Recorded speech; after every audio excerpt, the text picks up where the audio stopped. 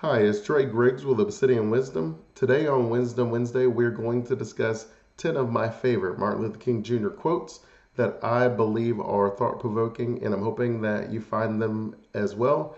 You can share in the comments anything about the quotes. Maybe you have a different one that's your favorite, but anything in the comments about Martin Luther King Jr. and his impact, I would love to hear your thoughts in the comments below.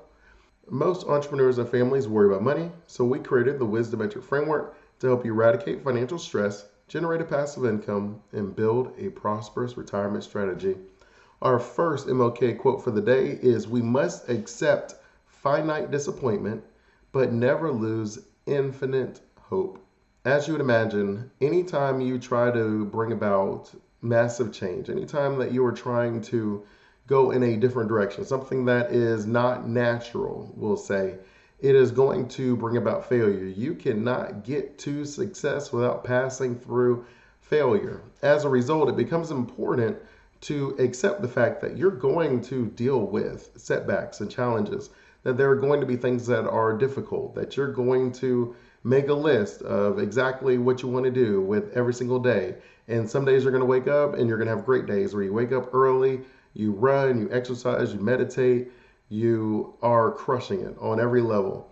And then you have other days where you push snooze a handful of times. The next thing you know, you woke up with just enough time to run and get to work, and you're not going to beat yourself up over those moments of disappointment. Disappointment is a part of life. It's a part of living a great life.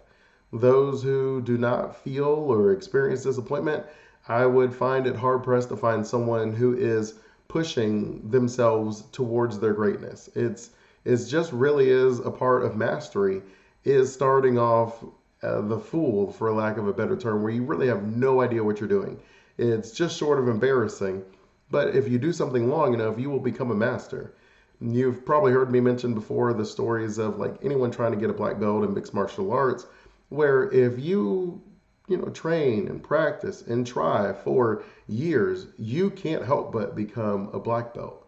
If you give up within the first few months, well, to no surprise, you're going to be giving up in the worst part of your journey where, yeah, you really aren't that good, but who is really when they first start?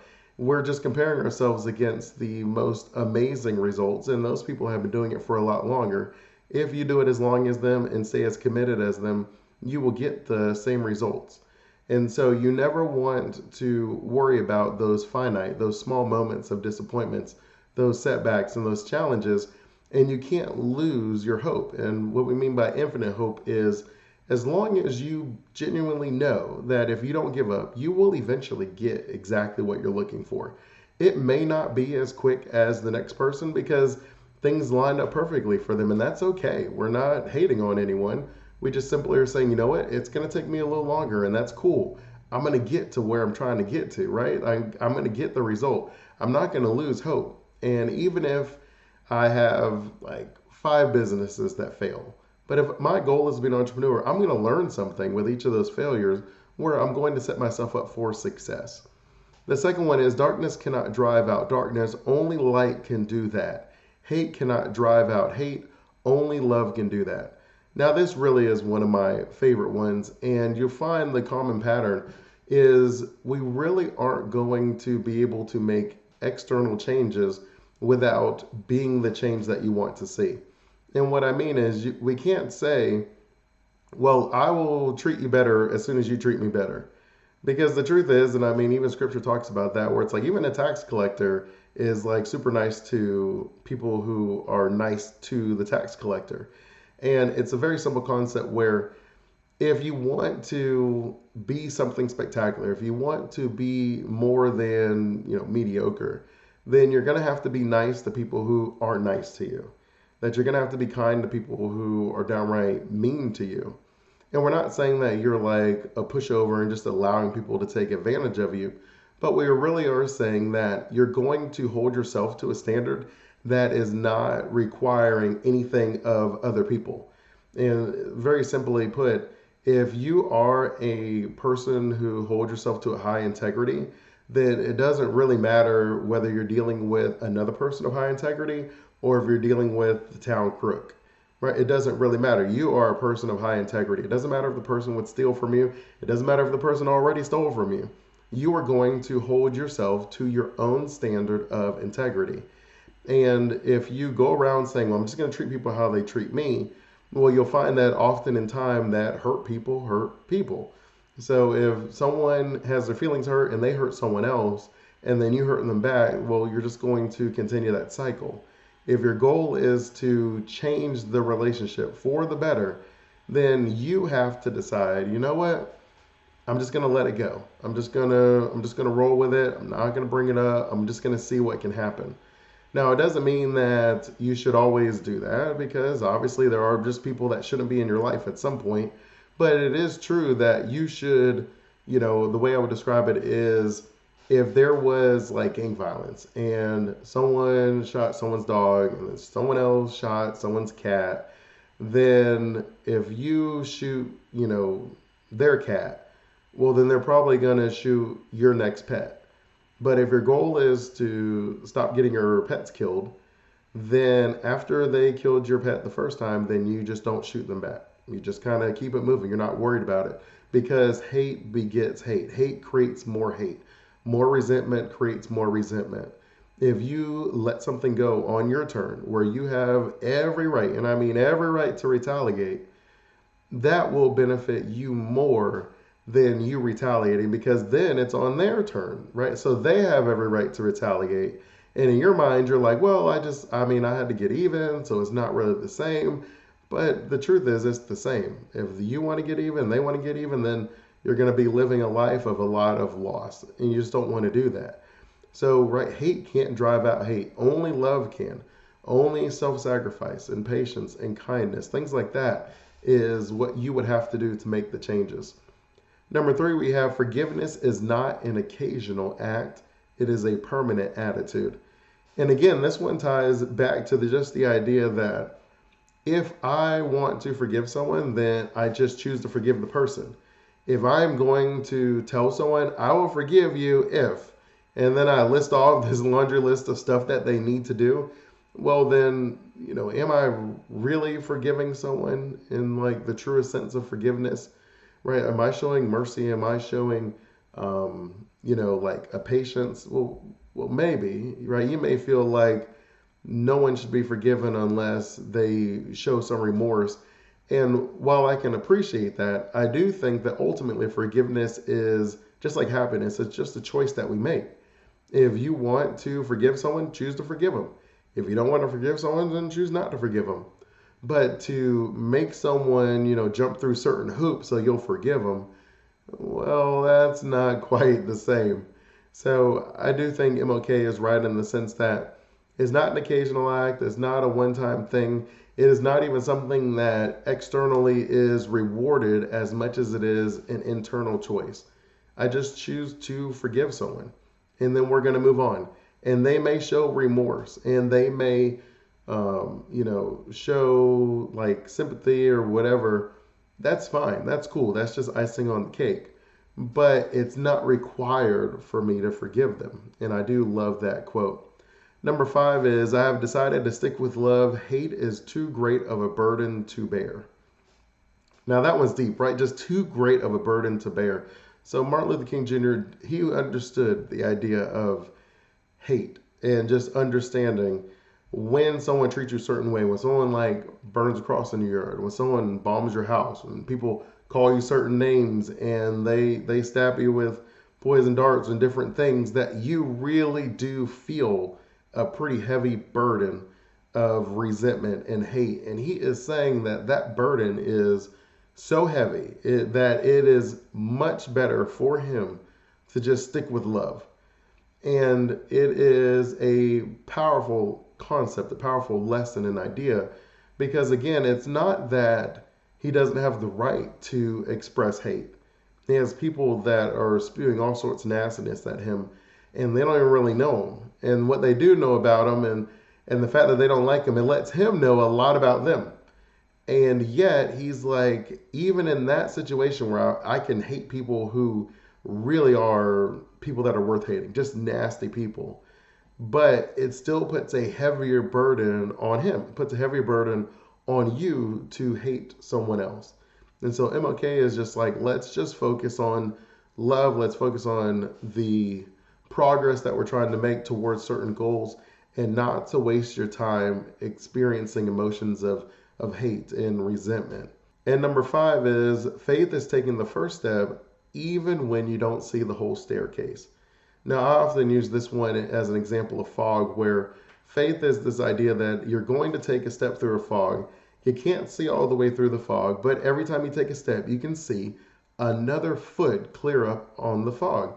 And you can see a little further and a little further and a little further. Faith is understanding that every step that you take, you're going to have a little bit more clarity and see a little bit further ahead. There's really no reason for you to believe that except by having the belief that it's going to happen. So you take the step and then it does happen. So faith is taking the first step even when you don't see the whole staircase. You don't really know what's going to happen after you take the first step, but every step you take builds a little bit more confidence, a little bit more faith, and a little bit more courage, but you got to take the first step. 6 is life's most persistent and urgent question is, what are you doing for others? Right? I'm just going to let that one sit there for a second. What are you doing for others?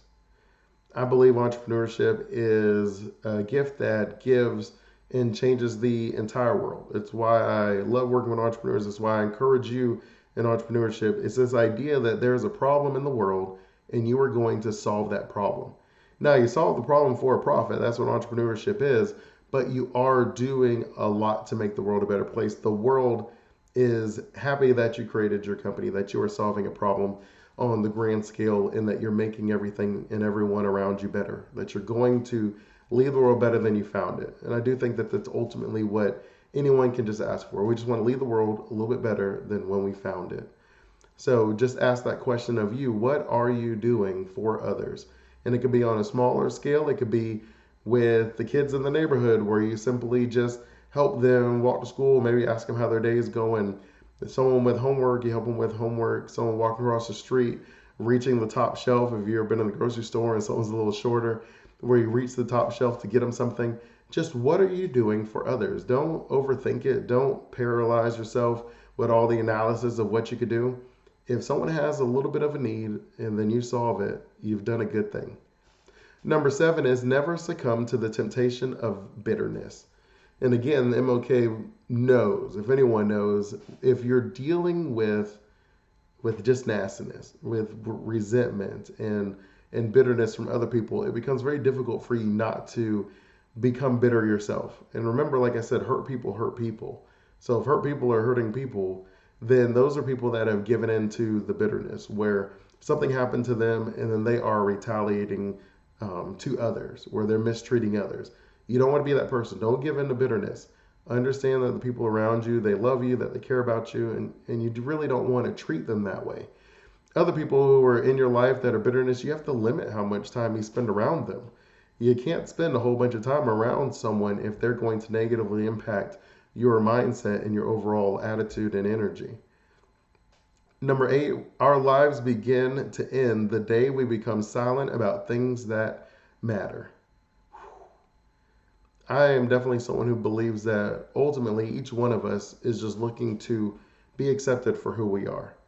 The problem is most of us are not comfortable showing people who we truly are, things that we are passionate about, things that we care about.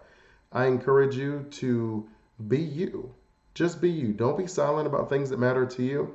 You'll find that you're often creating a small prison in your own life, where if you're surrounded by people who, if you just said what was on your mind, they would never want to talk to you again, how happy are you around those people by being silent? And the truth is, you're not very happy. I've been there. I've done that. You're not very happy being stuck with people that if you told them exactly what you thought, they wouldn't want to be around you.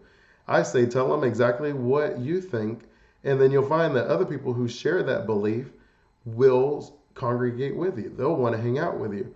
And the people who don't share that belief will want to leave, and you'll be better for it. Number 9, we may have all come on different ships, but we're in the same boat now. And it just really talks about just the idea that we're better together. We're stronger together. We can do more together.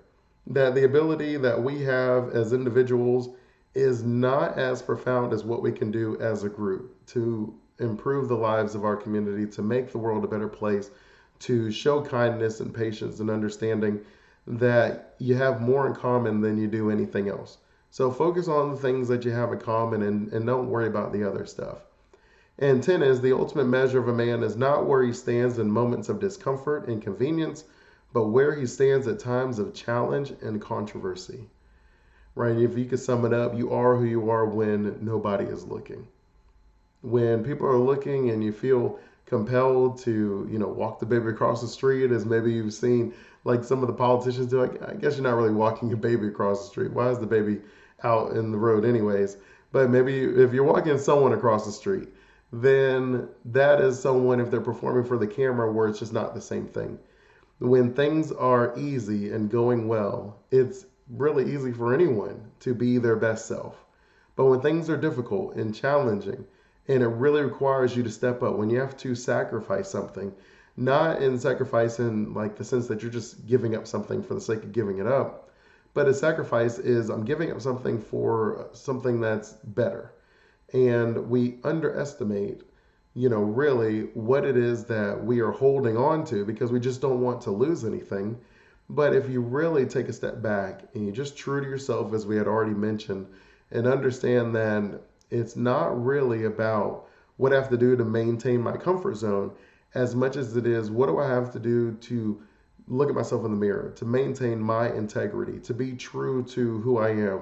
Where if someone was to speak about you to someone else, that they would both be able to give sort of similar accounts of things that matter to you, things that you're passionate about.